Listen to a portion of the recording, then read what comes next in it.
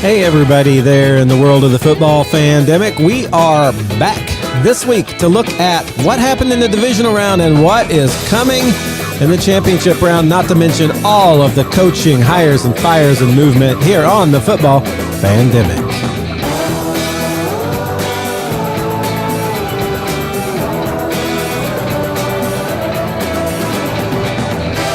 All right, guys. Well, it is the time of year where we are now heading to just 4 teams left. One more game, and we know who's in the Super Bowl. But before we get to any of that, we are going to do what we always do and cover some of the big news that goes on around the NFL. And we are going to, have a news item followed by a whole bunch of coaching and GM movement, hirings, firings, movings, and such. So we'll start with the piece of news that is not a coach or GM related, and that is the Lions went out and got themselves a tight end. I think which tight end was it that got hurt for them? Sam Laporta. Sam Laporta. So is he out? That's my question. Is he out? I think so. Man, that's sad because he was doing well with that team and he had a chemistry with Goff. But they did hire Mr. Zach Ertz. Zach Ertz, who used to be a Philadelphia Eagle, right? Mm-hmm. I had to think about that for a second there as I said that. But he came in. And I didn't see too much of this. I just saw a little press thing where he's like, I don't expect them to hand me anything. I'm just going to be here to be a good veteran presence. I want to earn what I get, all the right words. We'll see how much he's used and how quickly he can get a chemistry with Mr. Goff, the quarterback, and learn their systems and all that kind of stuff. So big fan of the Lions, and so I want that to work out well because Sam Laporta was a pretty big part of their last 2 games, and I hope that doesn't indicate a fall off for them as they go into this last NFC game here against the 49ers, which we will talk about a little later. But before we get to that, we are going to talk about some of the, do you guys have anything that you wanted to say about Zach Ertz? I just kind of talked right through that. No, not really. I think you said it pretty well. Hopefully he plays because he's a solid asset to a team, any team he plays for. So just hoping he gets on there because they don't need a tight end. I mean, both of their top 2 tight ends are injured, so hopefully, he plays a little bit. Now, Zach Ertz, was he not playing for the Cardinals? Yeah, he was. He got really cut like a couple months ago because he wanted to. It was a mutual parting because he wanted to go to like he's at like the later stage of his career, so he wanted to go to a championship team in the middle of the season. I kind of half remember that happening, and then I'd forgotten about it, and so I was like a little bit confused because I'm like, wasn't he on the Cardinals? How did he get away from there? And I'd forgotten about that parting of ways. So, this is definitely a team that could get a ring, one of the 4 this year. So he's narrowed his chances pretty good, although he's gotten on a little late. So we'll see how that goes.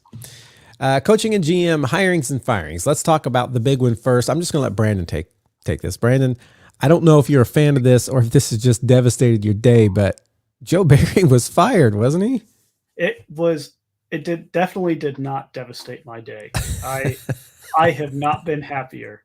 Now, even though he did pretty well in like a couple of these last 2 games, one of the games was the one where they shut down the Cowboys, right? Well, so here's the problem we had with Joe Barry. And I explained this to Josh and Brandon Harris in our separate text group. We left Matthew out of that one because it's just too many texts for Matthew to keep up with. I just don't do the text well, do I? Yeah, that's all right. We'll fill you in here live. Joe Barry was excellent against a very specific type of offense. We're talking the Dallas Cowboys. We're talking the Kansas City Chiefs. We're talking the Detroit Lions. All of those games were like, wow, Joe Barry might be able to keep his job. But then you also look at games with offenses that are slightly different. The New York Giants, the Carolina Panthers, the Chicago Bears. the 3 of the worst teams in football. Yeah, and those 3 worst teams, the Bears did not beat us. I'm going to put that out there. The Panthers did not beat us, although they should have. Just completely destroyed our defense. It made us look like we were playing Charleston High School JV football against an NFL team. But then you look at what we did against the Kansas City Chiefs and what we did against the Dallas Cowboys. And those are two high-powered, deep down the field passing offenses. And that's the only thing Joe Barry was focused on stopping. That's it.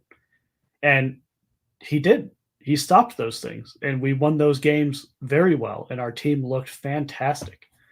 But what we couldn't do was competently stop the run. We couldn't decide who was going to play corner.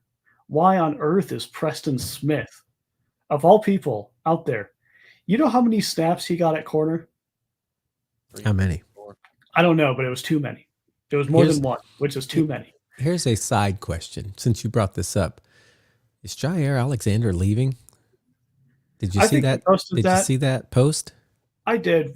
We've had other players in the past make posts like that. We had last season, or after his All-Pro season, Devondre Campbell post that, and he was back. There's a couple things to work out there. I think part of Jair's problem was with Joe Barry, because Jair wanted to play a lot more aggressive one-on-one against the other team's top receiver. And I can use last season as an example of this. Our opening week against the Minnesota Vikings, we just played soft zone coverage, which we do all the time under Joe Barry. And their receivers just went and completely torched us because they were never covered. Justin Jefferson being the guy that torched us. And then when we played him again at the end of the season, Jair Alexander covered him one-on-one the entire game. He had 4 targets for no receptions. I mean, it's just, do you want success or do you not? That's kind of what we're looking at. And I'm of the favor of playing to your player's strengths. And so Jair's strength is aggressive man coverage. So this post you think was maybe in relation to Joe Barry. Did he post this before Joe Barry was let go? I think it was just after. Mm-hmm. So why would after make any sense, unless is it, hey, I want a new contract or what? It could be a reworking of the contract. He's got a couple years left on his contract. He's still being paid very well. The Packers might want to revisit that. He might want to revisit that. But I think he'll probably remain a Packer. We're not just going to let him go because that will cost us too much. And I guarantee there are teams that will call up and say, hey, we're interested in Jair. And that probably will happen. That might be the stunt right now, as other teams are thinking, oh, Jair Alexander's on the trade block. There should be 31 teams calling Lambeau Field to inquire about what a trade for Jair would mean. Now, we do know with Colts fans. I've already heard Colts fans saying Jair Alexander would look great in blue. And who doesn't say that sort of stuff, right? Yeah. Yeah. And, Devontae Adams would look great in green and gold. I'm still waiting. I don't know. I can't jersey. Picture it. Yeah, I'm still waiting for that jersey swap, Josh. I'll let Josh get that. Oh, for Devontae Adams? Yeah, in a Packers uniform. It's just hard to visualize. I don't think anybody could come up with what that looks like. Yeah, but there's going to be 31 teams calling for Jair Alexander because there's not a team in the NFL that would not benefit from him on their team. There's 31 other teams he would do fantastic on. And he already does fantastic on the Packers. I'd like to retain him. I think it's more of a publicity stunt between him and his agent and talks with the organization on, hey, this is my expectations, and I kind of want these expectations met. We've seen that happen the past couple seasons in other teams. A lot of running backs came out and did that after the whole running back debacle. I can't think of any running back who did stuff like that. No, not at all. Yeah. We'll just use the Vegas example, Josh Jacobs. I was thinking of the JT example. Oh, I know who you were thinking of. But Jair will be back. The Packers aren't just going to trade him away for nothing. Now, if they do trade him away, we're going to get some great compensation for Jair Alexander. But they're not going to send Jair off without the Packers comfortably benefiting from that trade. You better not take our backup quarterback. Minshew Mania is too great. I love him. He would not be able to wear the number 10 in Green Bay, though. I think that number is taken. Mm. And maybe Mhm. will be signed on to a longer term deal this offseason. He's got a year left. Let's go.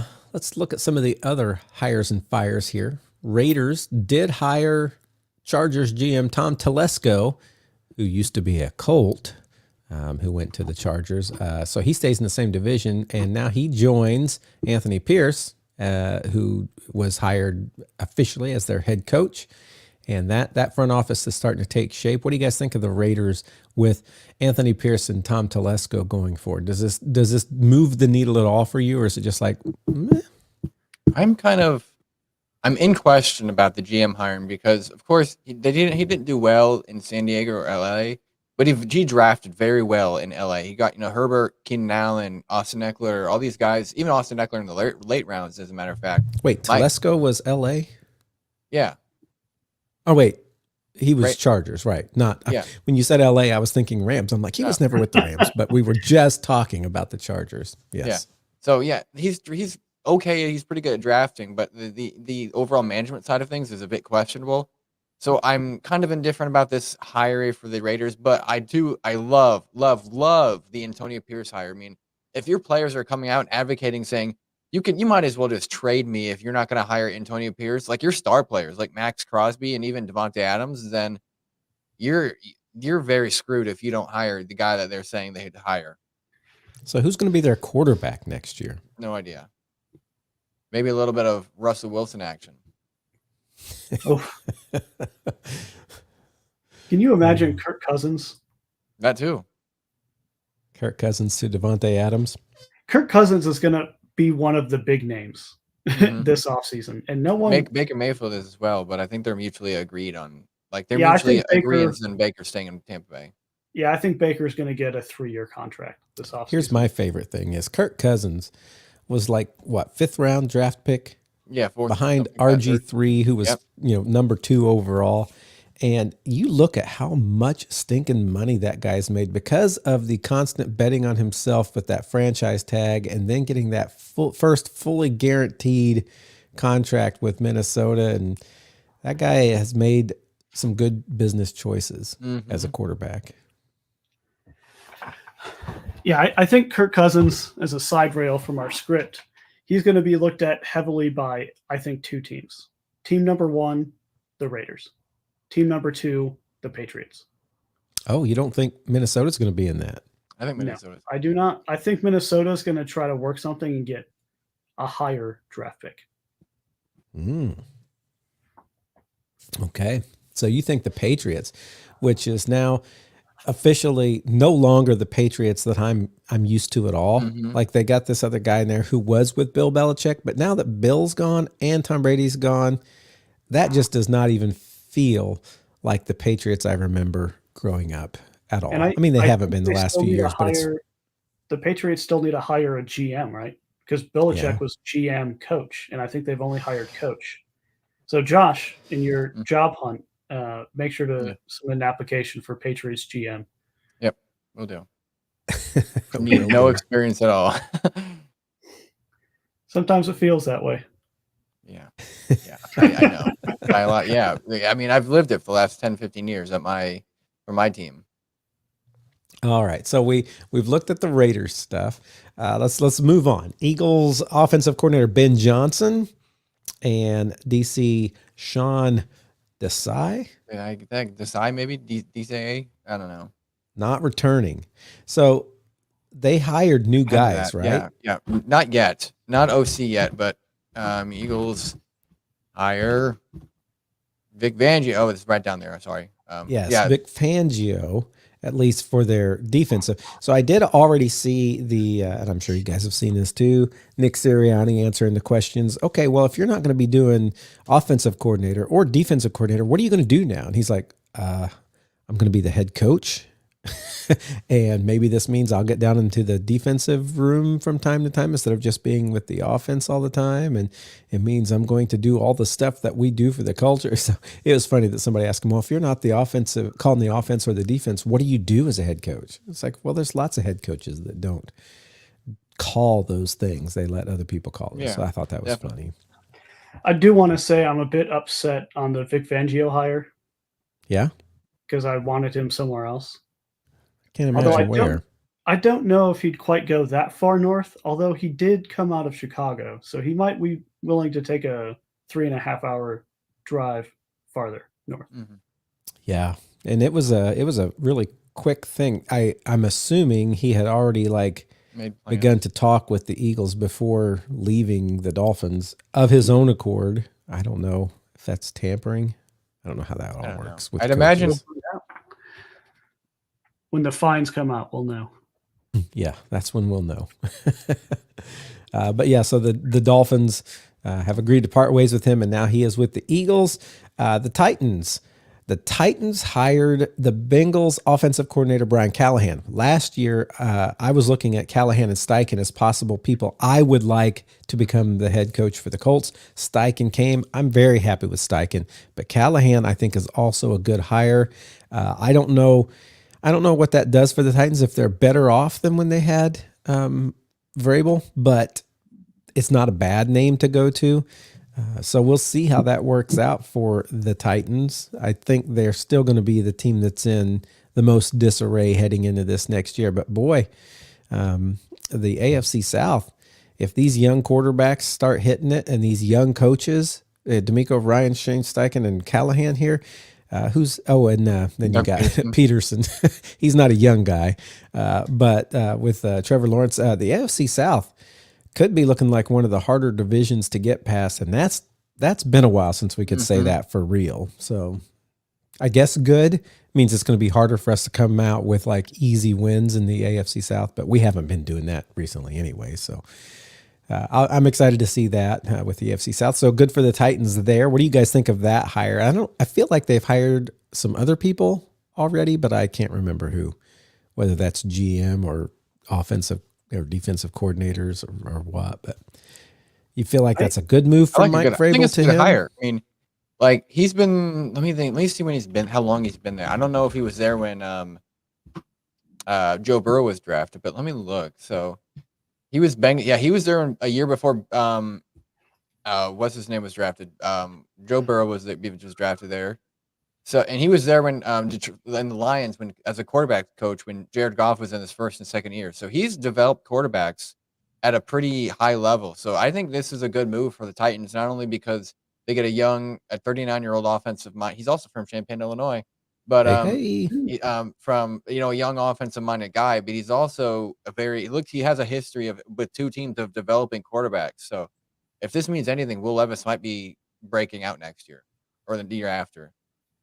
Like I said, going to be an interesting quarterback division to watch, that AFC South. I'm excited for that. Well, let's look on then to the Panthers. The Panthers hired Dan Morgan as their new GM. Okay. Who's Dan Morgan? Does anybody know? Dan Morgan was a former player for the Panthers, actually. For the Panthers. He's not a Jeff Saturday type. Like he wasn't. He Hey. never. You know what I mean? He was a player from 2001 to 2007. He was a linebacker. He later was after he retired in 2009 with the Saints. He was a scout for the Seahawks for a year, then an assistant director of player personnel, director of pro personnel for the Seahawks, director of player personnel for the Bills, and since 2021 to 2023, he's been an assistant GM for the Panthers. So this is a little bit of I'd say a tiny bit of a I guess as we like to call it a homer move, where a former player signs with that team, et cetera, et cetera. But I feel like this guy is very very qualified for this role, basically. I would hope, though, that since he has been the assistant GM, right, for 3 years, that he is not of the same mindset as the ones who traded away all that stuff to the Bears and got rid of Christian McCaffrey. Like I hope that wasn't his. Like I agree with this because those were bad moves. I think. I think letting go of Christian McCaffrey was a bad move. What? That might have been a Tepper thing more than a GM. You know what I mean? Like Tepper, I don't know. I mean, Tepper's It's hard bad to say. Yeah. They also got themselves an offensive coordinator. I mean, a head coach that was an offensive coordinator, Dave Canales. Who was he? He was with Buccaneers. So I guess he's been calling plays for Baker Mayfield, and they really liked him. I don't know that this would have been like the first thing I would have been looking at for a head coach. He was a top guy, a top, not prediction guy, but he was a top guy to go to some places for a lot of teams based off analysis. Okay.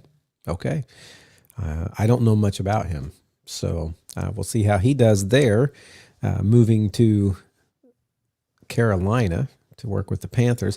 Jaguars hire former Falcons DC as their new DC, and I don't know who either of the DCs were before. No idea. I don't know who the Jaguars had before. I don't know this Falcons guy, but that happened, guys. Everybody on here, you need to know the Football Fandemic has reported that the Falcons DC is now the Jaguars DC. So it's in there.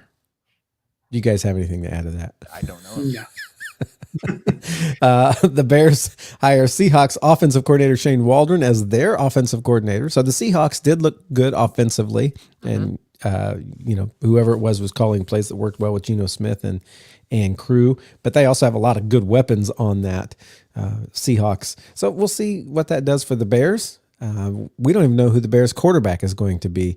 Yeah. It's still up in the air as we head to the draft. And it's one of the storylines we're going to be watching carefully because they have the first overall pick again, and they may trade out of it again, or they may go for Caleb Williams or someone else, but maybe Caleb Williams and maybe try and get a good trade for Justin Fields, not Justin Jefferson. That would be an interesting trade. Justin Fields to Minnesota for Justin Jefferson to Chicago. Ooh. Yeah. I don't know that would happen, but that would be interesting. The Justin trade, we'd call it. That's right. Just in time. And then we have the Chargers. This is probably the big news as far as the coaching carousel goes, because the Chargers, who we thought Bill Belichick would be like high on their, that would be a perfect job for him. Whether or not it would be a perfect job for them or a perfect coach for them, we thought that would be the place for him to go if he could choose anywhere. But they chose someone else. They said, we're going Jim Harbaugh, the guy who has done so great when he was in the NFL with the 49ers, the guy who has been amazing and kind of synonymous with football at Michigan. And now he is back in the NFL with the Chargers, with Herbert. And that looks like it's going to be a pretty good marriage if he can do what he has done before, get the team together to coach them up well, because there's already some talent there. Thoughts on this, guys? I love it. I really do. I don't think people have used the term enough on Jim Harbaugh. He is a quarterback guru. Like, he makes quarterbacks something out of nothing, and Justin Herbert is already something. So where does that something get taken? We'll find out. But elite, I think, because he has all of the skills and the traits that you want in a quarterback, but he hasn't really had someone around him to be like, Justin, I think this is the way you should analyze things. Right. Because Brandon Staley is a defensive guy. And not only is he such a great quarterback guy, but he puts together really good coaching teams wherever he goes. I think they already said that a couple of the people from Michigan are going with him, and a couple are staying. So I can't remember which couple that is, but that'll be interesting to see too. Bringing people he knows really well to install the system he knows really well. I assume. Yeah, I don't know about that. Last time that happened in my personal team, that didn't work out. Ron Rivera got hired. He brought all these Panthers guys in, and look where it brought us. Well, I mean, look where they came from, though. Did he get hired from? Yeah, did the Panthers win the national championship? No, they didn't. I do want to ask the question on over-under for this next year. Way too early prediction. Do they do better next season than Sean Payton did with the Broncos this season? Yeah. Over or under? Over. How many did they win this year with the Broncos? 7. Yeah, I'm going over. And how many did the Chargers win this year? Like 5 or 6. So that's only adding a couple games to do better. Yeah. I think better for sure. Now, yeah, it's a way too early prediction. We're going to see how everything goes, but I feel like just the level of excitement and the sureness. Now, I guess I can't say this. I was going to say the sureness of Jim Harbaugh going into the Chargers is greater than when Peyton went to Broncos, but it's not. I mean, everybody was like, man, Peyton's going to change everything in the Broncos, and he's got Russell Wilson, and yeah, that didn't work out. So now Russell Wilson's likely gone. We don't know for sure that he's gone. Like they could just be like, we didn't want you to get injured. We're bringing you back. And a Falcon, Russell Wilson. Yeah, maybe. Or Oakland Raider. Yeah, or Las Vegas Raider. Actually, I mean, he's still under contract, right? With Broncos. A long contract, a mutual parting of ways, and he would have to cut his contract if they mutually parted ways. He would not get to continue that. I will say this: it does look like Sean Payton and Russell Wilson don't get along. And that's never something you want on your team. So even though he's under contract for a lot of money, my guess is they're going to try and see what the trade market looks like. I have no idea where they are in the draft order. Probably nowhere near. What's that? The Broncos or the Chargers? Broncos. Okay. Let me look. My guess is they're not near the place they would need to be to get the next franchise guy at the top of the draft. Denver Broncos are number 12. 12. That's a little far down unless they make a trade up somehow to get like your guy. I mean, you can pick a guy and hope he turns out okay, but yeah. So anyway, here's the corollary to Jim Harbaugh goes to the Chargers. What do we think, if anything, is going to happen with Bill Belichick now? Because he was talking with the Falcons. He had 2 interviews with the Falcons, and then it started to cool, was the rumors. Think about it. I think it's Atlanta because their recent coordinator just left. So you can hire I don't know, Matt Patricia and Bill Belichick can still hire. That does not sound like a good thing. Listen, I know it's not, but but what I'm saying is Bill Belichick has worked with Matt Patricia, so he trusts him, but so Bill Belichick can call the defensive plays, and Matt Patricia is kind of just there, like Eric Bieniemy was as an offensive coordinator with the Chiefs a while ago. Andy Reid was calling the plays, and Bieniemy was just there. You know what I mean? Or they can hire somebody else like that. You know what I mean? But it has to be somebody Bill Belichick trusts, is what I'm trying to say. Here's how I imagine their second interview went. So the first interview would have been, all right, Bill, what's wrong with our team? Right. Mm-hmm. And Bill would say, well, based on what I've seen, XYZ. Right. And they said, okay, I think, Bill's onto something. They call him in for a second interview. Bill, what do you need us to do for you to say yes to this coaching position? And it's XYZ. And that might have been, hey, I don't like these guys that you have in these roles of your organization right now. I'd rather have this type of guy in there or restructure it like this. This is how I prefer the organizational structure to go. And it was more conversations about, for you to say yes, what do we need to do? It's not so much an interview. They're going to cater to Bill Belichick. Mm-hmm. And I imagine that's any team that would call him up. Now, didn't Bill turn down an interview with a team, or am I thinking of someone else? I don't believe so. No. Harbaugh said no to the Falcons. Harbaugh came out and said, I will not go to the Falcons. And then later that day or the next day, agreed with the Chargers. Mm-hmm. It was probably more so not like, hey, your team sucks and your front office sucks. I'm not going to, it's more like, I think we already have something agreed with the Chargers. I'm just going to be respectful and say no. Yeah. But at the same time, their team sucks compared to the Chargers. Yeah, it was better than this team last year. It was better than theirs last year. Yeah. But anyway. It all falls to that question at quarterback. That quarterback question. Yeah. Yeah. But and some of those talks might have been, hey, Bill, this is what we would like to do. Are you opposed to that? Do you like that idea? And he would give his honest opinion. But I think the Falcons are all in, and they're trying to rework a couple things to make it work, similar to what the Jets were doing to try to make Aaron Rodgers official in New York. So why do you think the report came out that it's slowed down, it's cooled down between Belichick and the Falcons? Do you think that was just because maybe they had a side eye out for John Harbaugh, and so things slowed down? But then when John says, I'm going to, or Jim, Jim. The slowdown happens. Everyone, the national media is expecting it to move faster than it will. Yeah. So you have the most decorated head coach of all time on the market. They're expecting him to be gone within a week, right? Yeah.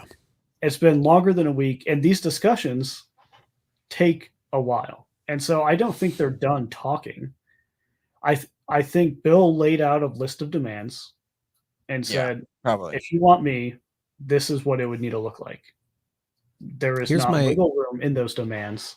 here's my other question. I think I did see Mike Vrabel also just interviewed with the Atlanta Falcons. That's correct. Could they be thinking, do we want to go younger? Mm-hmm.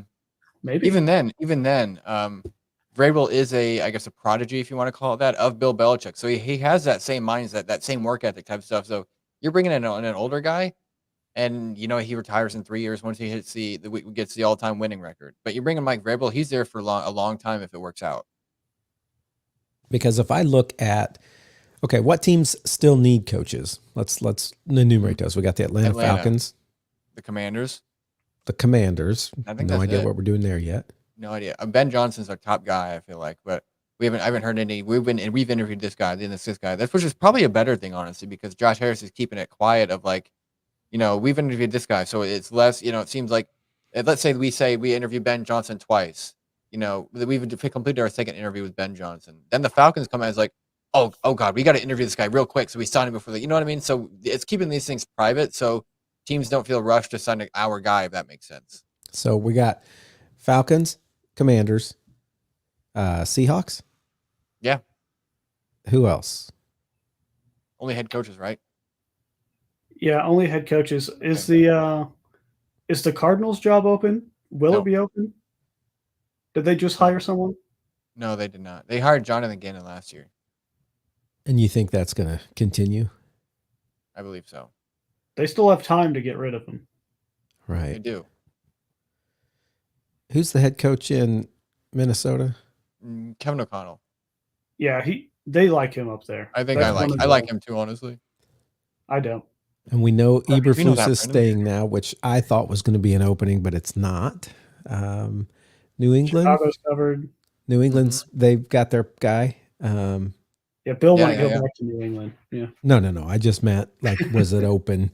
But it's not. They've already brought up the guy. Looks like Robert Saleh staying in New York. Yeah. What about the Giants? Are they satisfied there? They're still there. He's still there. Abel. So what we're looking at 3 openings: Falcons, Commanders, Seahawks, and the coaches we have out there are Vrabel, Bill Belichick, and any offensive coordinator. Which, by the way, I read something. I was looking for it on my likes like just now on our Fandemic, maybe on my personal Twitter, but there is not like every offensive coordinator by a team. Like, so let's say Eric Bieniemy for the Chiefs, or what? Oh yeah, here it is. No, it's not. That's not it. Sorry. Trying to find it now. But basically, I think since 2020, every team has lost their offensive coordinator now that Callahan's gone. Everyone. Whether it's through a hire or not. But the thing I just said, hey, I found it, and I was like, no, it's not. This is something interesting too. Which we'll get into in a minute, the Lions. But 2 things on the Lions. First of all, number one, if it's an actual fact, fun fact, Jared Goff recently became the second QB to win a playoff game ever at Ford Field. The other quarterback, guess who it is? To win a playoff game? At Ford Field, yes. Not Stafford. It's not Stafford, but who do you think it is? I will say it's not a Lions quarterback. And it's not a quarterback in the NFC. Is it a current quarterback? No, he's retired. When did he retire? Like 2020. I don't know. Ben Roethlisberger, Super Bowl like XL against the Seahawks. That was it. Oh. That's it. And more breaking news. I'll get to the Lions back to the Lions in a minute. But the Packers have fired strength and conditioning coordinator Chris Gizzy. Get him out. Anyway, back to the Lions. If Brandon has nothing to say about that, because I'd imagine he probably doesn't know who their strength and conditioning coordinator is. The question is, how many injuries did you have this year? And was it too many? If so, get him out. Too many. The Lions, we always like to, look at the social media accounts of, in the offseason of what teams are doing. We always commend the Chargers for their offseason schedule. Can I bring up what the Chargers did after they announced the Yeah, Jim they put him. They Harbaugh? put their Harbaugh as their profile picture. No. They said it is done, and they did the Catholic Pope smokestack. You know, when you announce a new pope. Oh yeah. Where the white smoke comes out or whatever. Yep. So basically, I laughed so hard at that. Oh my gosh. I just thought it was so funny. It was perfect though. so I mean, basically- everything about their social media, their tagline was "Who's got it better than us?" for We a do. for a Yeah. while there. It's like So they're excited. Yeah. Chargers fans right now definitely. are excited, and rightfully so, I think. basically, we always commend the Chargers among other teams' social media accounts. The Lions came in, and they kind of met that standard of our social media account for the Chargers. Some random, I don't know what post this is. It's on Instagram. I don't know if it was a Lions post or a Bills or something like that. But somebody commented, "Y'all are not the Buffalo Bills," and the Lions commented back saying, "Nope, we play this week." Yep, I saw that. Yeah. Oh my. Okay, so with those words ringing in our heads, let's look back at the games that just happened. I do want to here. go over something because we're not going to be really quick. More somewhat breaking news. We're not going over this next week, so stay tuned next week for this. But the NFL has released the finalists for the end of the award. So we'll just go over this real quick. Not giving our predictions, but Okay. just kind of listing who is you know what I mean. MVP finalists: Brock Purdy, McCaffrey, Lamar Jackson, Josh Allen, and Dak Prescott. AP Offensive Player. Oh, I guess it doesn't matter. AP, it's the standard Offensive Player of the Year: Tyreek Hill, CMC, Lamar, CeeDee Lamb, Dak Prescott. Comeback Player of the Year, of course, Damar Hamlin, Joe Flacco, Matthew Stafford, Baker Mayfield, Tua. Coach of the Year, sorry, Matthew. Harbaugh, or John Harbaugh, not Jim. I guess he's not in the league at that time. John Harbaugh, Kyle Shanahan, D'Amico Ryans, Stefanski, and Dan Campbell. Dan Campbell needs to win. I've been promoting this in the offseason last year. Yep. Yeah. And then offensive rookie of the year, CJ Stroud, Puka, Sam Laporta, Jameer Gibbs, and Bijan. The defensive is Joey Porter, Jalen Carter, Will Anderson, Kobe Turner, who I've never heard of, I'm sorry, and then Devon Witherspoon. So stay tuned next week because we're not gonna cover the Pro Bowl. Who covers the Pro Bowl these days? So we're gonna be going over our predictions for all of these awards. Yes, and surprisingly, as you read through those lists, I have a choice in most all of the categories, except maybe defensive rookie of the year or player of the year. So I gotta do some looking there. But all right, well, let's move on to our divisional round review. First, let's talk about Ravens Texans. This was one that I was hoping. I think I predicted the Texans might upset the Ravens, and I was hoping that did not. That did not happen. I was completely wrong. You two were completely right. Ravens rode off on this one. And thoughts on that game? I mean, it looked close for like a half. Wasn't it like 10-10 at the end? It was 10-10 at the end of the first half. But they're not the Ravens, sorry. The Texans just collapsed. And now the Ravens, I mean, it wasn't a surprise to me. Like, it would have been a surprise to me if the Texans won. It's not a surprise that the Ravens won there because, they play good all year. And they're the number one seed. So it's not a surprise, but what surprised me was how much they scored, I guess, if you know what I mean. The D'Amico Ryans has led a great team, and I'm surprised they scored that much against the Texans. Yeah, it was, again, I try not to watch a lot of Baltimore games because I'm not a Baltimore fan at heart. Just I don't know why I don't care for them so much, but it was, so I watched this game and I was reminded again that just like how tough Lamar is, because not only does he have that running component, which you saw several times, but when he decides to throw the ball, it just looks so easy.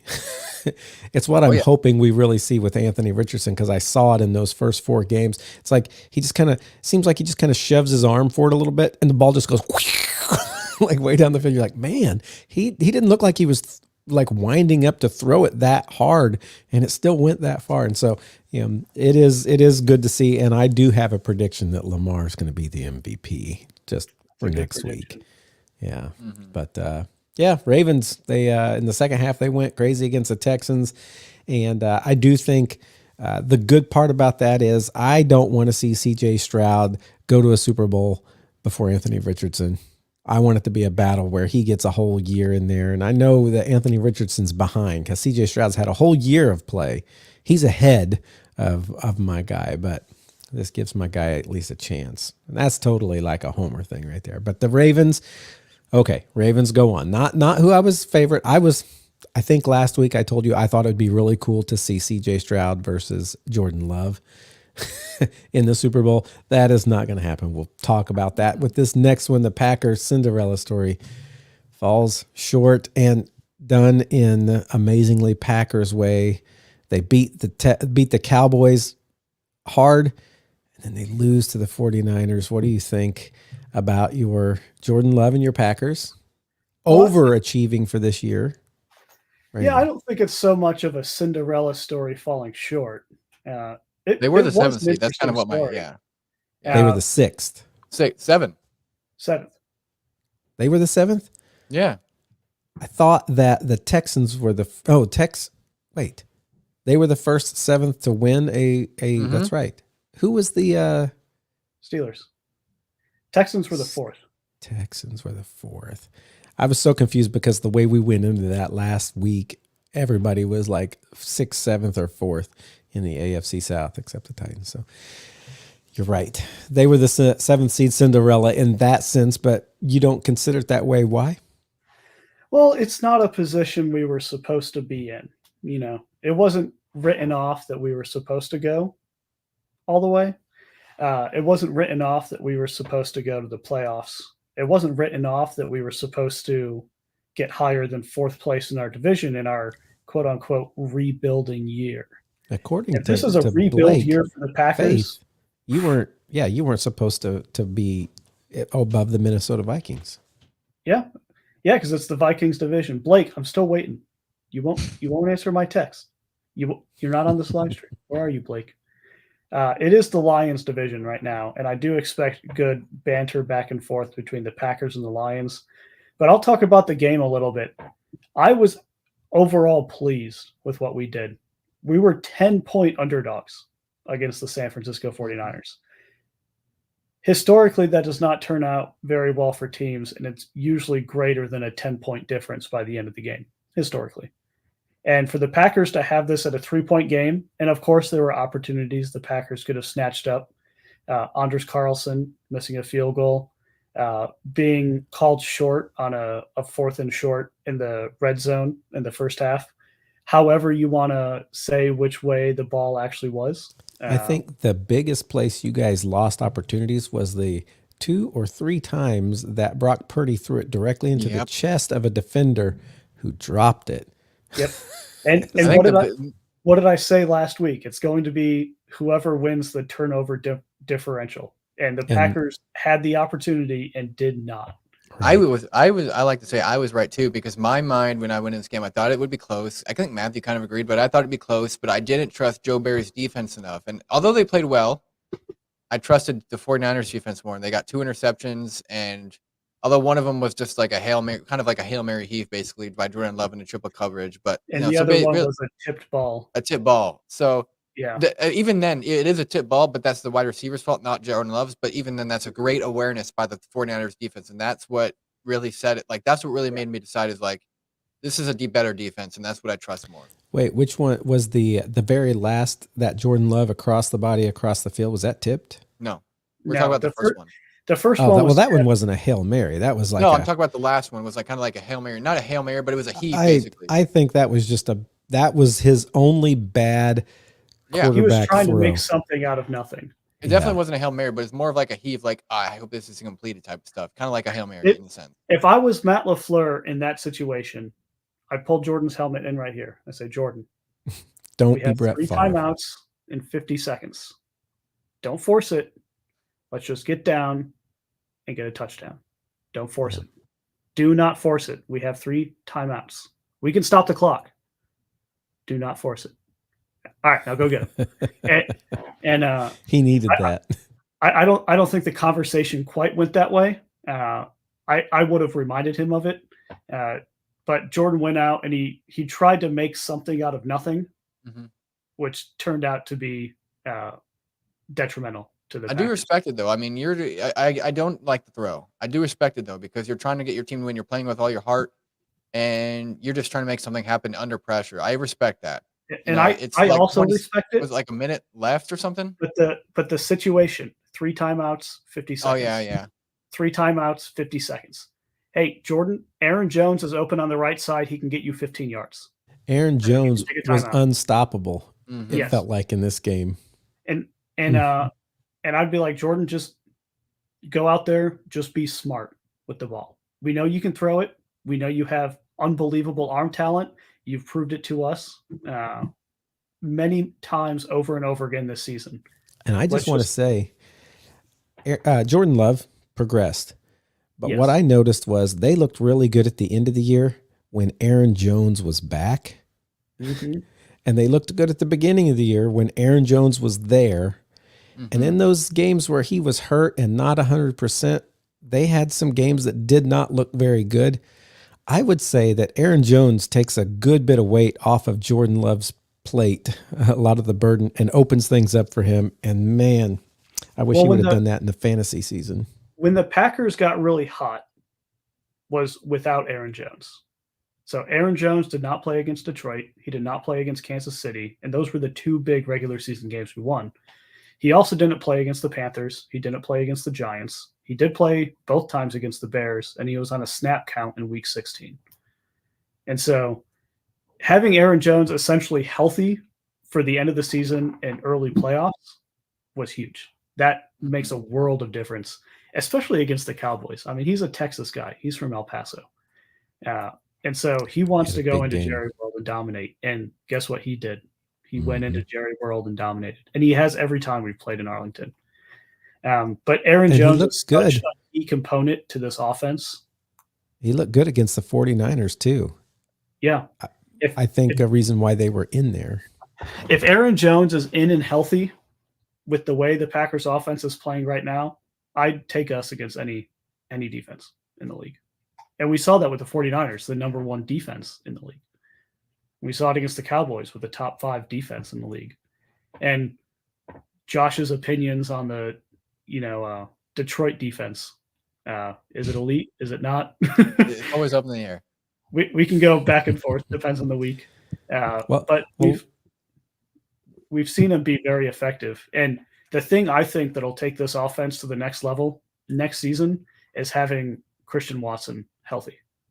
I think that, but I also think what might help you guys a lot more is having a better defense coordinator. Because if your defense is so bad that they're scoring like 35 points a game, your offense is always on the field, tired and whatnot, not enough points, not enough recuperation or whatever. If you guys have a defense that can keep an offense on the field, the opposing offense on the field for like 8 minutes or 7 minutes a drive, or 6 maybe, not half a quarter, but you know what I'm saying. Then that gives your team and offense enough time to rest, get better, or get recuperated or whatever, and then come back and have an effective offensive game plan. I 100% agree. And I don't know if you heard the news, Josh, but we're hiring a defensive coordinator right now. That is right. Who?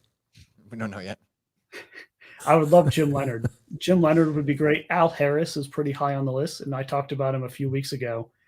Former Packers defensive player. And I mentioned it. We've seen some of these players come back and be like, oh my gosh, they are unbelievable coaches and really good. And sometimes administration is like, yeah, well, they were a player.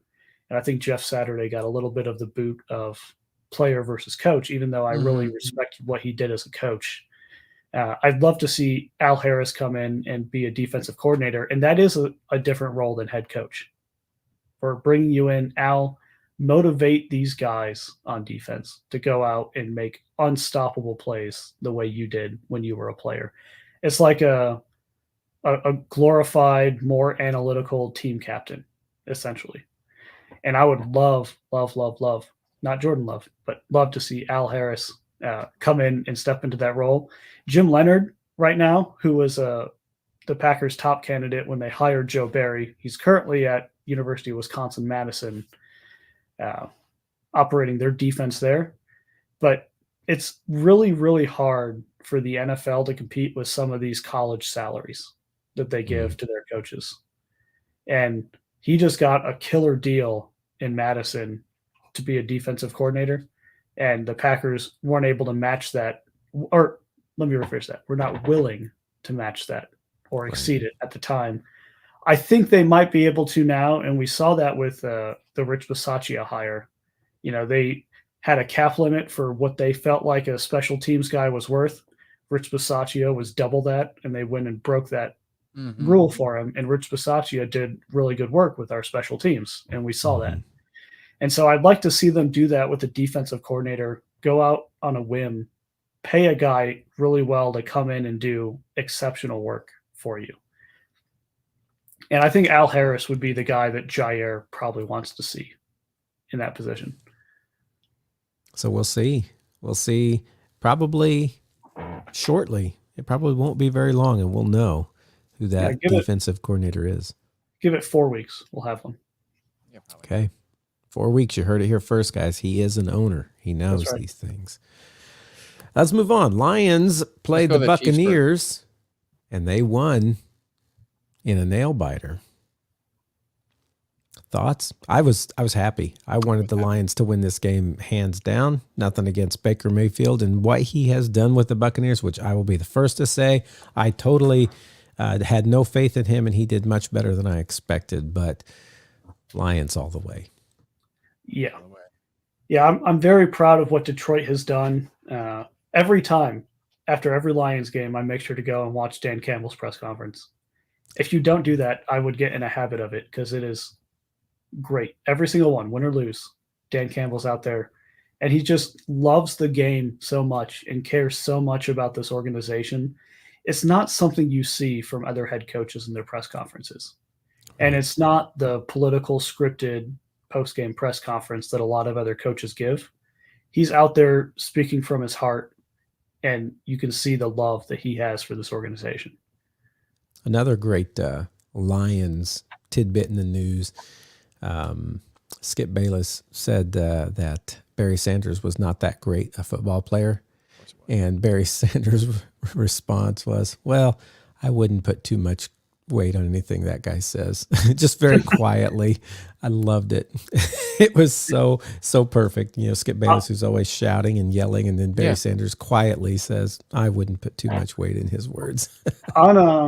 Sticking on Skip Bayless for a second, have either of you watched any of the New Heights with Jason and Travis Kelce?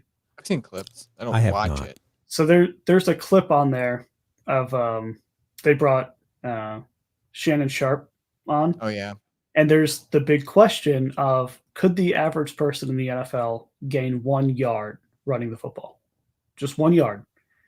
And so they asked Shannon, I keep trying to stay Sterling Sharp. That's a different guy. His brother. That's a different guy. Which, according to him, was better than he was better than Shannon was. So yeah. But they asked Shannon Sharp, could Skip Bayless gain 1 yard in the NFL? And he laughed, and he's like, so many people in the NFL today hate Skip so much, he's not even sure the offensive line would block. Oh, that's true. That is very true. That is right. I feel the same way about Skip Bayless. So yeah, there we are. You wouldn't block for him, Matthew?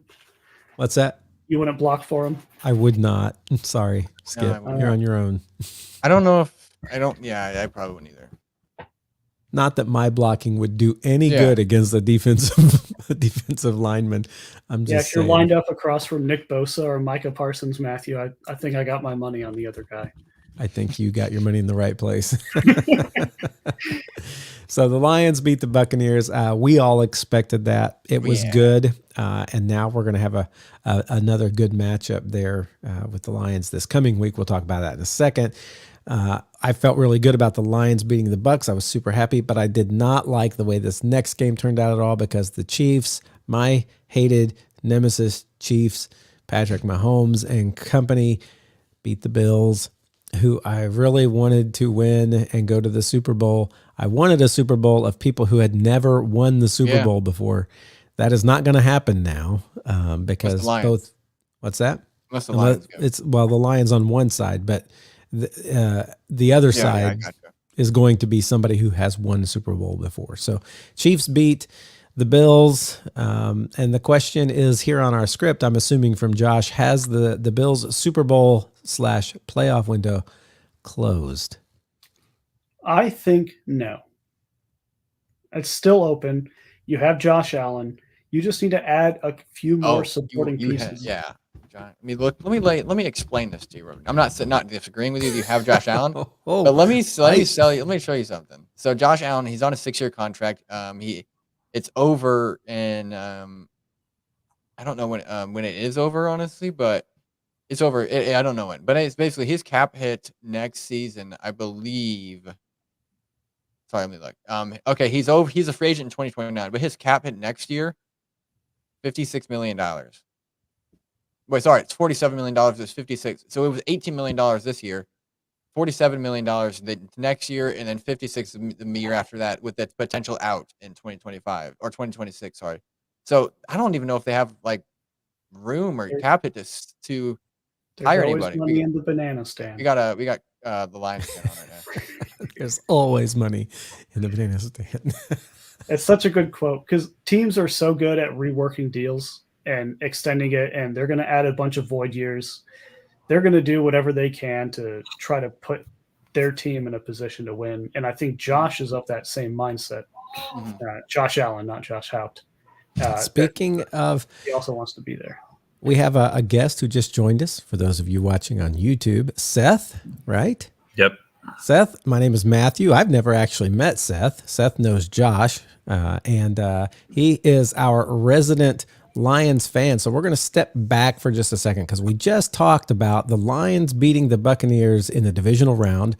And we kind of talked about what we thought about that. But this is a true Lions fan. Well, we're true Lions fans too. We just also have a Homer team that's not Lions. Okay. But we're super big fans of them. And we are rooting for them to not only get to, but to win the Super Bowl and actually get a Super Bowl there in Detroit. But I would like to hear some thoughts about last week's game, Lions versus Buccaneers. You had Baker Mayfield out there doing his little Cinderella story, which I thought he would be much worse with the Buccaneers than he was. He surprised me. But then you had the Lions. You had Dan Campbell and Jeff Goff out there, or Jared Goff. And what were your thoughts, first of all, on the season leading up to, and then this game we just watched? It's obviously been a tremendous season. You know, they've had flashes here and there in my lifetime, but I mean, really, since I was 8, 9, 10 years old, they haven't done a whole lot. So it's pretty much the greatest season that a lot of Lions fans can remember.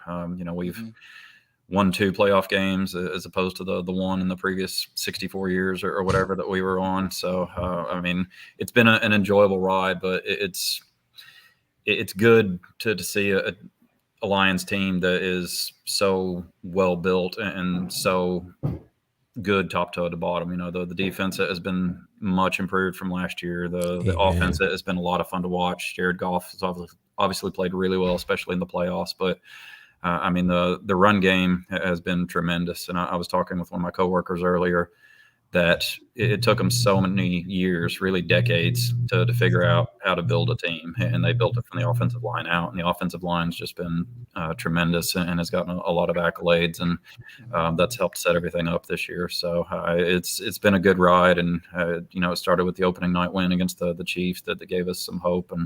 And they've obviously continued the ride. And I would love to see them in a Super Bowl. I've tried to imagine it this week, what it would be like if they actually did win and could get there. And it's hard to imagine. I mean, it's kind of one of those things that it's one of those things where you don't want to jinx it by picturing too far ahead, right? Yeah. I mean, I don't know about other Lions fans, but I know I'm kind of personally stuck in the middle that you're basking in the euphoria of the season and how great of a season it's been, that they actually are in the NFC Championship game again. And you know that's been enjoyable, but it's still in the back of your head that it could actually still continue. I mean, there's a realistic chance that it could actually continue. So it's got been a tough contest coming up.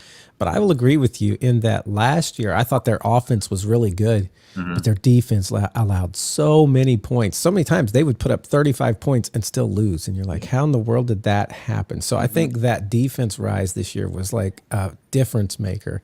And it was exciting. So how were you feeling, not this last week, but the week before when LA came to town and it was a 1-point game? Were you nervous?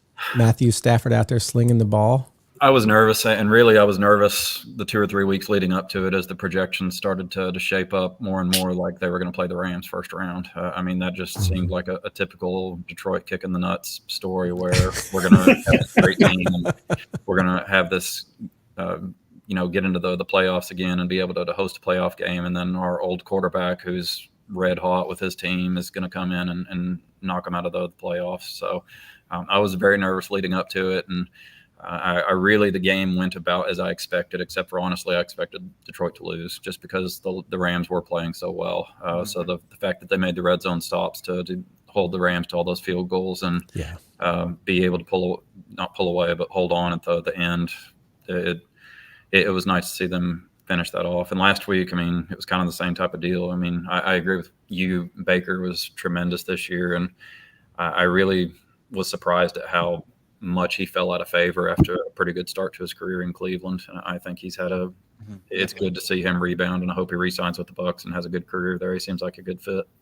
Yeah, we were just talking about that. We think he probably will. I think they are excited about what he's become, and I think he is the kind of guy that has a loyalty to a team, and I think he had that with the Browns for a long time. And I think he'll have that with the Buccaneers. I think he feels like we've battled together. So I do expect that. So, watching the Lions, it was one of those things where all season long I thought, okay, they're doing great. When is it going to kind of implode on them? But when they were playing LA and Matthew Stafford, I think what I saw was that grit and determination and belief that Dan Campbell brings to this team, and Jared Goff has for his teammates. I think you could see in them all that there wasn't this oh no, well, there it is. We're losing. They're hot. And the collapse didn't happen. I think there's something been instilled there, and I think we are all of the opinion here, and I'm guessing as a Lions fan you are too, that Dan Campbell should be Coach of the Year, because my goodness, just looking at what he's done for that organization and the attitude he brought in, and then seeing his speeches on Hard Knocks, where it's not just a bunch of bravado, but it's like, guys, if we didn't have to put on pads, I wouldn't, but we've got to do this. And I'm doing this for you, and just everything he's brought to that team. Can you be any more happy with Dan Campbell? No, I mean, he's been tremendous. And I'll be honest, when they hired him and he had the opening press conference and started, you could tell that he had some prepared remarks, but he was just kind of going off the cuff. And he started talking about the biting the kneecaps. It was one of those things where you just kind of put your head in your hand and you're like, wow, we fired Jim Caldwell. We went to Matt Patricia, who was obviously a disaster. And then now we hired this guy that's just saying stuff. So, with no coordinator or head coach experience or anything like that. So the early days, especially that first year, I mean, it didn't seem very positive, but I think the authenticity that you referenced, it has definitely brought the locker room together, and you can see that they have a very deep camaraderie that you don't see with a lot of not just NFL teams, but professional sports teams. Like, this is a group that really battles for each other, and it's a group that rallies around him and has taken on his personality, and they've really taken on the city's personality too, I feel like. And he's been tremendous. I mean, since halfway through last year when things kind of clicked and they started rolling, it's just been a fun team to watch. It's been enjoyable to watch games and know that more than likely they're not going to give it away in the fourth quarter anymore. They're going to actually be able to finish teams off or even come back and steal some victories here and there. So it's been a complete turnaround for sure. And who's the owner now? It's the Ford family. I don't remember her name.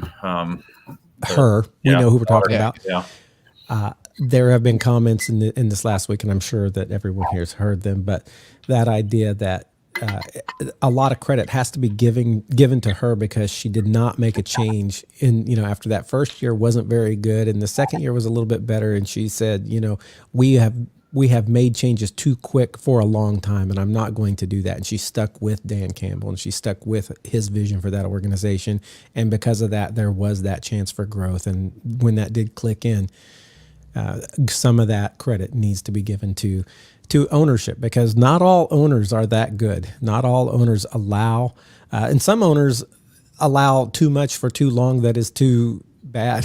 So it's a fine line. I understand that, but Yeah, I agree. I think Brad Holmes got a lot of credit at times periodically, but I think his name hasn't been thrown around as much these past few weeks. I mean, the team that he built, the draft that they had last year, I mean, just an absolute home run. I can't remember another team drafting as well as they did this year for a long time. I mean, as much credit as Campbell gets for bringing the locker room together, the pieces that Holmes put in there, and the fact that this is such a young team that should continue to get better and should be able to stay together for a while. I mean, he gets a ton of credit too. He's been phenomenal. Now, you are sitting in this room with someone who is a homer team for for a team in the same division that's also a very young team that also has a lot of very good pieces. Do you have anything that you would say to the Packers fan, Mr. Brandon Colmark here sitting with us? What would you say about the going forward between the Lions and the Packers? Well, I mean, I think everything that we said about what the Lions have done the last few years, as far as getting everything aligned, they have finally started to follow the model that the Packers really have done for decades. I mean, they've been one of the most well-run organizations in the NFL for 20 or 30 years, and I think that they have once again done it right, and I think they've got a very bright future too. I mean, realistically, I think it's going to be back and forth between the Lions and the Packers like it was in the early 90s when Favre was a rookie, and so I think you're going to see the Goff and the Love duels, and if the Bears could ever figure out go with Fields, I mean, the Bears have the pieces too. I feel like to be right there, and I think Minnesota's aging, but they're a good team behind Cousins. I mean, everybody's going to go to battle for Cousins. So, yeah. But I do think the Packers are built right as well, and I think they've got at least as bright of a future as Detroit, if not a brighter one in some instances potentially, just because of the tradition there and the history. You've given more credit to the Bears than our Packers guy usually does. Yeah, he usually doesn't give them a whole lot of benefit of the doubt. Well, let me throw my opinion out here on how the Bears need to approach this upcoming offseason, or I guess their current offseason. So I like what they've done with Fields, but I don't think he's officially cemented as their guy. I think they go and trade capital, get pick number 2 as well. So now they have 1 and 2, and they take both high-end quarterbacks, and then you have 3 quarterbacks, and if you screw that up, you're never going to get it right. I don't think that's the way it's probably going to play out, but I love your optimism for them and their 3 quarterback beast. Oh man. So we had just talked about the Lions and the Buccaneers, and we're excited. We're going to talk about the Lions game coming up in just a second. We have just moved to the Chiefs and Bills. I don't know where you fall on this, but I can tell you that I cannot stand the Chiefs. And I was sorely saddened that the Bills lost. I wanted the Bills to get to that play. I wanted it to be a playoff between 2 teams who had never had a Super Bowl. So I was looking at Lions versus Buffalo as my Super Bowl dream matchup. That's not going to happen. We do have Patrick Mahomes and Andy Reid and Travis Kelce and Taylor Swift, I guess, all still in play, and I'm hoping that they don't make it. I'm kind of giving away my hand as far as looking at these games coming up. But what did you think about the Chiefs versus Bills game? We kind of already started some of our comments, but did you have any thoughts on that, Seth, as you watched that game? I mean, I felt like it was a typical Chiefs-Bills game, and I made the comment on Twitter after the game, and the Bills had their hearts broken again. They're really starting to remind me of the late 80s Browns, where they just they've got a great team, and they've got their nemesis. I mean, the Browns kept getting eliminated by Elway and the Broncos, and the Bills are following the same heartbreak path with Mahomes and the Chiefs. So the Chiefs know how to win, and you can't undersell that in the playoffs. I mean, my personal opinion is the Chiefs are the only team capable of beating the Ravens. I think if the Ravens get in the Super Bowl, they're going to beat the Lions or the 49ers. I mean, they destroyed both of them in the regular season. So I just see that happening. So I live in Kansas City currently, so I'm surrounded by Chiefs fans, obviously. And that's tough. Yeah, I mean, it's they are a fun team to watch. I mean, Mahomes is a fantastic player. They were more fun to watch when Tyreek was there, but it's still, they're built right and they're built to win. And I don't think their window is closing, but I think their absolute dominance window is closing as Kelsey ages. And since they have lost Tyreek, and I think they're going to be a different type of team going forward in the next few years. So, plus you're going to have Patrick Mahomes taking up more and more cap space. So they're not going to be able to bring in the same kind of people. Yeah, and the Bills are going to start having the same problem too. So I think the Bills might have one more year to try and make a run at it, and they need to get a number one wide receiver. Yeah, I mean, that continues to bite them in the butt. Yep, Diggs is aging, and we just talked about how Josh Allen's cap hit was like 18 million this year, and it's going to be this season, and next year it's going to be 47 million, and then next year after that's 54 million with potential outing after that. So I agree with you. I think their window is completely closing because of that cap hit in their quarterback system, unless they restructured something. Mm-hmm. I expect to see a restructure on his 24-25 season contract this offseason. It takes up too much space, and Josh Allen strikes me as a guy that, given his story, wasn't even supposed to be a college quarterback. And if you're not a college quarterback, you're never going to be an NFL quarterback, and he managed to do both. Is going to want to cement his name as something in NFL legacy, and will probably not take a pay cut, but will restructure his contract, add a few void years, extend it out a little bit, make it easier on the organization next year and the year after that, so they can try to get something meaningful going. But it's like I said, they've got to get another receiver in there to just be enough weapons out there for him. Yeah. And I think if they would have stayed healthy this year, they probably win. Honestly, if they have one more linebacker against the Chiefs, they probably beat them. Mm-hmm.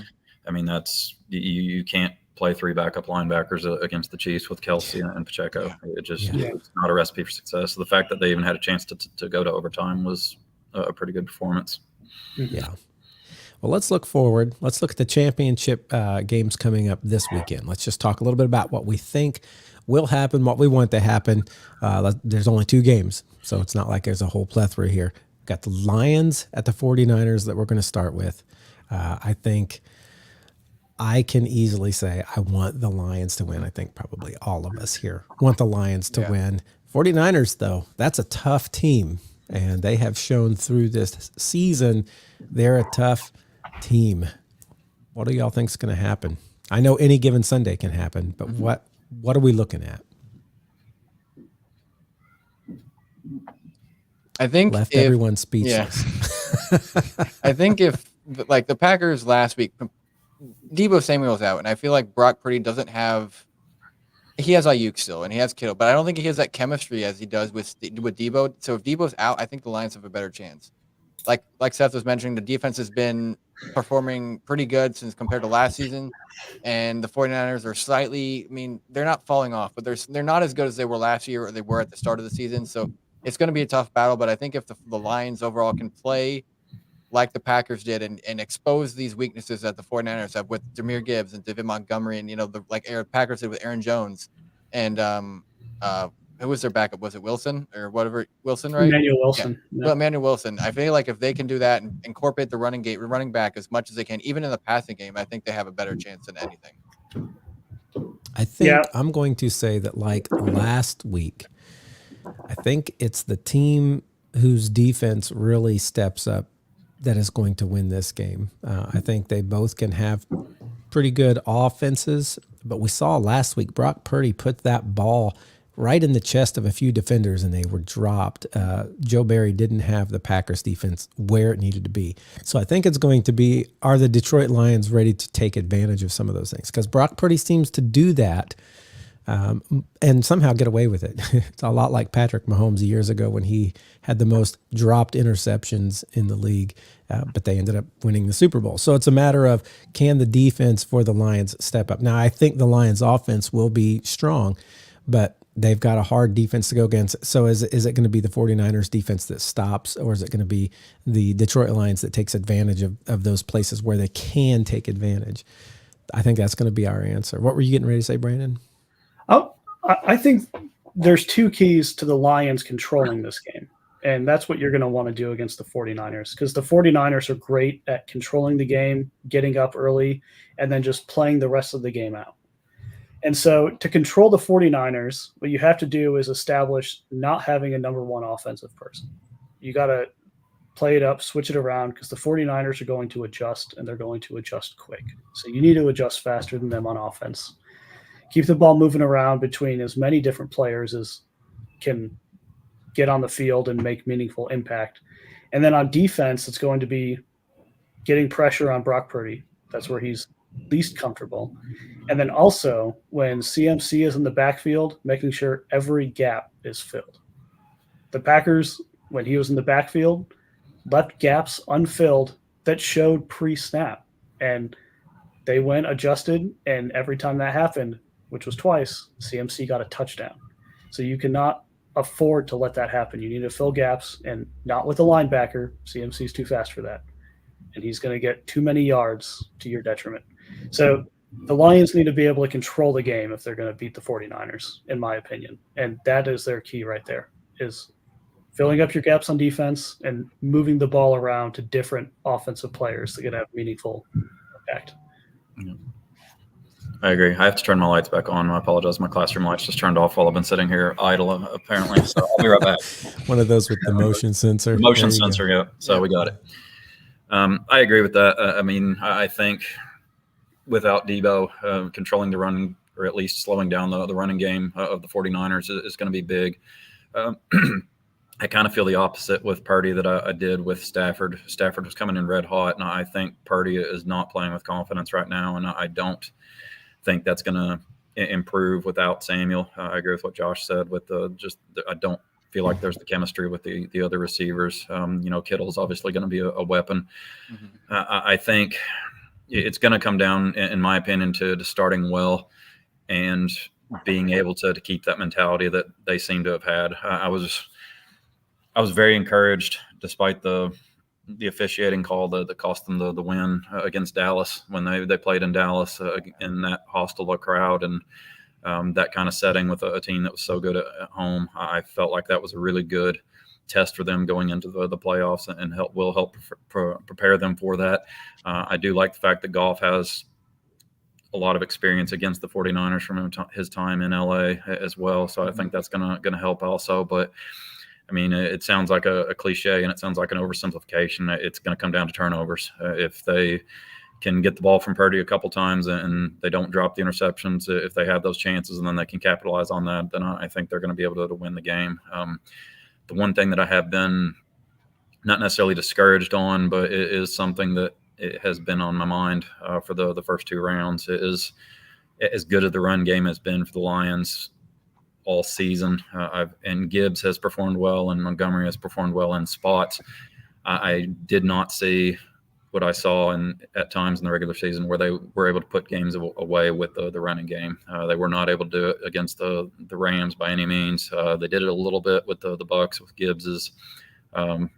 What ended up being the difference that put them ahead for good in the early fourth quarter the other day. So I think if they can do that, and if they can maintain the run game and continue to have their play action game off of it throughout, but if they're able to run the ball when it matters down the stretch, because it's going to be a close game. I really truly believe that, and I think everybody truly believes that if they're able to ice it away with Gibbs and Montgomery late, then that's going to be the biggest key, is if they can finish it. But I think getting to that finishing point is going to come down to turnovers. So we've all talked about the keys, what we think needs to happen in the game, what might happen in the game. But now I'm going to put you to the test. Who's going to win this game? Score prediction. Let's go around the horn here. I'll start. I'm going with the Lions. I know the 49ers are tough, but I think the Lions mentally are there. I think the Lions as a team are there, and I think they can do it. I really do think the Lions are going to win this one. I'm agreeing. I think the Lions win. I think it'll come down to one of those 49ers score late, make it, let's say 24-24, whatever. And the Lions have to drive down. Goff has to drive down. And he incorporates the run game, incorporates the running backs, Montgomery in the passing game or whatnot. And then he goes down and gets a game-winning field goal. I think it's going to be 27-24 to end the game out. Score say- prediction. I'm going to say 28-24 Lions. I don't think the Lions are going to go for a field goal. I think they're going to be – Dan Campbell's going to be really aggressive. And if they're in field goal range, he's going to want a touchdown. And he's going to get it. He's going to get 4 of them, and the 49ers are going to be just shy of that. I can see that. I can definitely do, but I do think he will go for a field goal early. I think it will honestly be kind of a mirror image of the Bucs/Cowboys games. The Bucs game was a low-scoring defensive struggle to the fourth quarter, and it kind of turned into a shootout. I think it's going to be a similar type of deal to that, and come down to a very late possession. And I hope I'm not jinxing them, but I think Detroit is able to do it 31-27. I think they get a late Purdy turnover that either puts it away or gives them a chance to take the lead late. As a Detroit fan, you feel just afraid to say anything too positive. I've heard a lot of people saying Detroit fans don't know how to handle success. They don't know how to be happy or to celebrate. Do you feel like that? It's unfamiliar territory. It's like I referenced earlier, kind of in between. It's the euphoria of this season and the greatest season that I've seen in my lifetime for them. And really the greatest season all the way back to the 57 championship. So I'm happy where they are at. If they get beat on Sunday, then so be it. They at least made the NFC championship. They broke the playoff drought. They've been to the point, and they've shown that they are set up for success. Now, if this ends up where they get beat and then it's like the early 90s where we don't go back for 30 years, then I may regret that in 30 years. But as of now, I'm very happy where they're at as a franchise. And I think with most of the teams in the NFC probably looking to take a step back, except for, some of the younger teams like the Packers and those franchises. And you never know what's going to happen with the Cowboys. I feel like this is sustainable. So I'm happy where we're at, but obviously I hope for us to finally break through and get ourselves off the non-Super Bowl list. I also hope that. Matthew, what's your score prediction? 31-27. Yeah. Matthew? Oh, I don't know. I don't do these score I know you predictions never well. do this. I'll just make up 2 numbers that are in the 20s or Pretty 30s. And I think the Lions are going to win. I'm going to let you guys do the score predictions. All right. Let's move on to Chiefs at Ravens. Really quick, Matthew. Seth, I have a question. Okay. Regardless of the outcome of this game, this offseason, does Detroit give Dan Campbell a longer contract? Yeah, I think so. I don't know when his contract is actually up currently, but I definitely see that coming. I think he gets a raise. I think his staff gets a raise. And the big thing in the offseason, honestly, is going to be if we lose Ben Johnson or Aaron Glenn, what do we do from there? Aaron Glenn, I wasn't a big fan of the first 2 years, but I think he has proved himself this year. I do think he still has his moments where he's a little bit raw in his play calling, and I think that showed up a couple times in the Bucs game. But he's been very pleasing.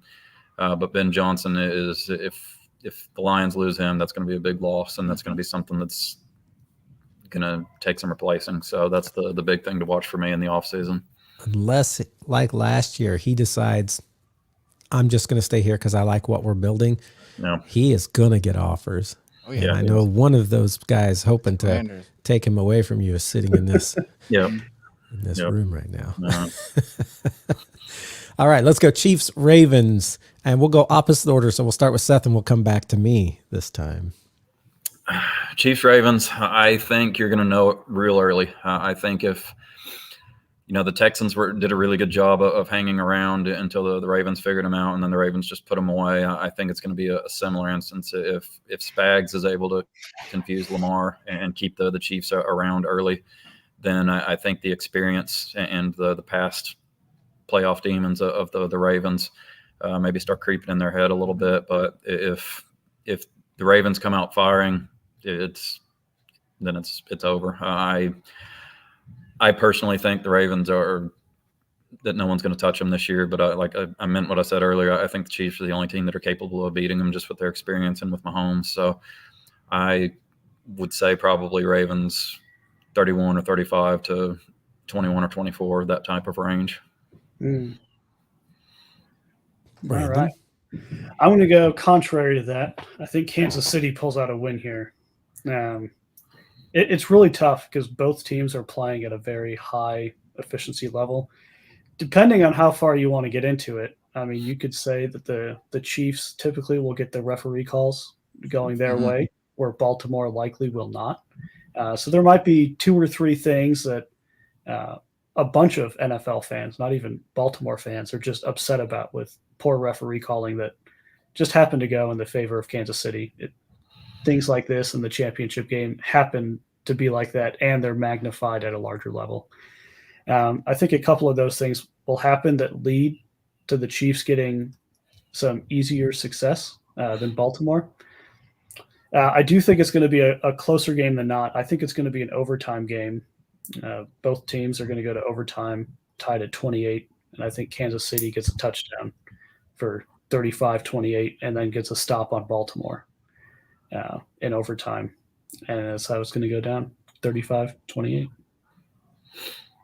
Josh. I'm going to go back to what Seth said. Not really, but I agree. I completely agree. I feel like the Chiefs, they've been in like the championship the last 5 years in a row. So they've been here. The Ravens haven't been here since like 2012. And this is the first time they've hosted a championship game in their lifetime.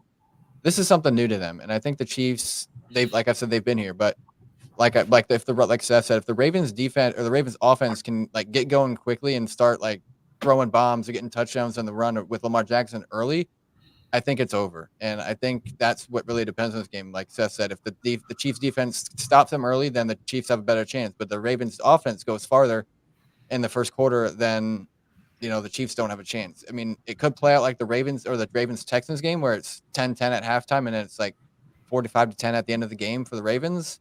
It could play out to be closer, but I think it'll be a little bit closer than the Texans game. I think it's going to be 38-28 Ravens. I'm also going with the Ravens. I think the Chiefs are a hard out, and I think they tend to play their best football when it gets to football or to playoff football. In the middle of the year, there's always those times where you're like, oh, have the Chiefs lost a little bit? They don't seem as powerful as they used to. I remember last year they started really bad. This year in the middle, they had a few games down. They got beat, and so I would say that they're always capable of coming back.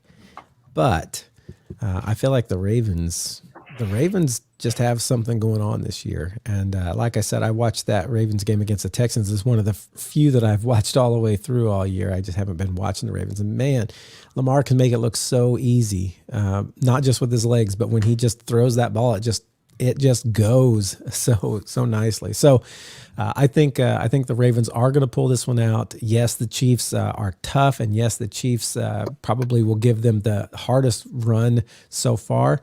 I'm not going to say they're the only ones who can beat them, because I'm going to want to predict next week that the Lions beat the Ravens, because I just want the Lions to win so much. But I do think the Ravens pull it out this week. Not going to give you a score prediction, and this may be going with my heart a bit on both of these, Lions and Ravens, but that's what I'm doing for this week. So that's Sorry, Brandon mentioning the overtime there made me think of something. As the Bills were lining up to kick last week to send it to overtime, was I the only one that was imagining a scenario where the Bills get the ball, go down and kick a field goal, and then still lose with the new overtime rule after having the overtime rule changed? You were not the only one. I was imagining that playing out as soon as Bass was lining up to kick it. I was like, they're going to go to overtime and lose by the new rule now. For me, it was like you said, they kick the field goal, go to overtime. The Bills get the ball, get the touchdown. The Chiefs get it, and they go get the touchdown, but they go for 2 and lose it after that because they don't have a chance to score after that. It's over. I totally thought the same thing. I thought the thing that was instituted just because of last year is what's going to kill him this year, but it didn't end up being the case. So, all right. Well, we have some really good football coming up this week. Only 2 games, both on Sunday. Is that right? Yeah. Okay, both on Sunday. Watch those. We'll be back here next week to talk about those, to talk about our awards for the year, and look forward to the Super Bowl. We're not going to talk about Pro Bowl here on the Football